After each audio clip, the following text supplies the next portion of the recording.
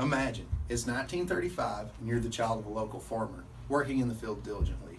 As you look to the horizon, you see a black mass moving your way and begin to run for your life.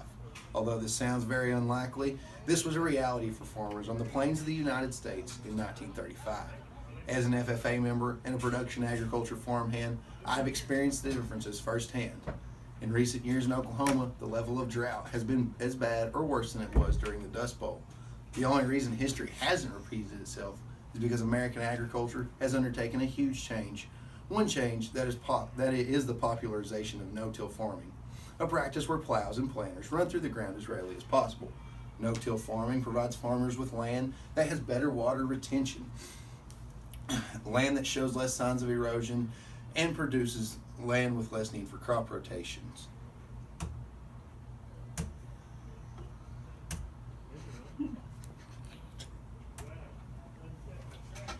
Just as people in a desert need water to drink, farmland needs its thirst quenched by rain periodically in order for crops to grow. Obviously, the plants haven't been able to absorb water through their roots and develop and become useful materials upon harvest. This is why soil must absorb and retain water when precipitation comes to an area that's rather dry climate.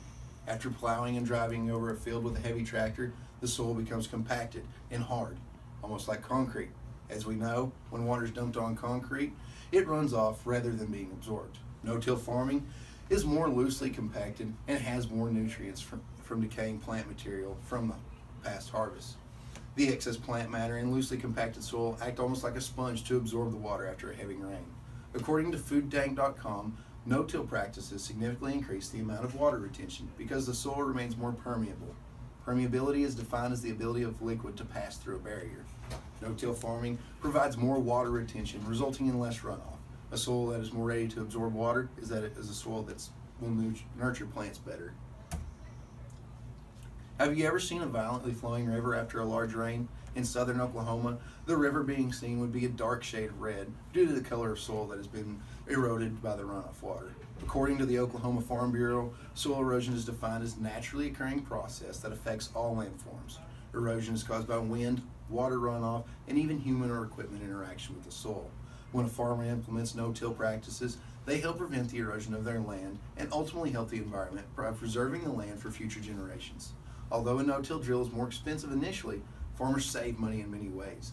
The farmers have to run their tractors substantially less than those who use conventional till, exponentially reducing their fuel consumption. Conventional till farmers have to plant cover crops on their fields, which they don't often harvest. Planting these cover crops requires the farmers to buy more seeds, pay their workers for more labor, and run their equipment longer. Not only are the crops often unable to be harvested, the extra wear and tear on equipment helps take its toll on farmers' pocketbook. In conventional till farming, a cash crop is often replaced at the end of a harvest by a cover crop to replenish the soil with more nutrients. For example, in Blair, Oklahoma area, many farmers replace their cotton crops at the end of a season with soybeans. Soybeans are often plowed back into the soil to add nitrogen. Some farmers also rotate crops in order to produce a crop rotation that could be more profitable. Although wheat is more profitable than soybeans, it isn't as nutrient rich in replenishing to the soil.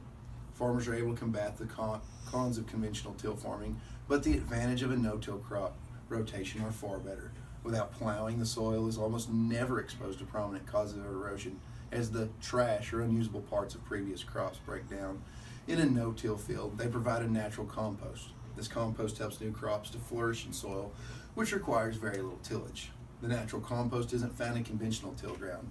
According to my local NRCS agent, Mr. John D. Bucci, Lake Altus-Luger is a prime example of the advantage of no-till farming and crop rotation. The NRCS is also known as the Natural Resource Conservation Service. He says that Lake Altus should have been filled in with silt and contaminated with pesticides within 75 years, but is still available for recreational use today. The use of no-till farming upstream from the lake extended its life by 15 years and counting. John D. says that this is largely due to the use of year-round crop cover on the ground. As American agriculture moves further into the 21st century, Southwest Oklahoma is not going to let history repeat itself. We have implemented a no-till farming practice, but it's still in the early stages of its fruition. According to the NRCS, the advantages of no-till farming are already being felt here in Jackson County. If we keep making progress in soil conservation, we may be able to keep history from repeating itself here in southwest Oklahoma. The best kind of erosion is none at all, but that's impossible, so we must settle for as little erosion as possible. With no-till farming practices, farmers improve the soil's water retention, make their land more resistant to erosion, and produce land with less need of crop rotation.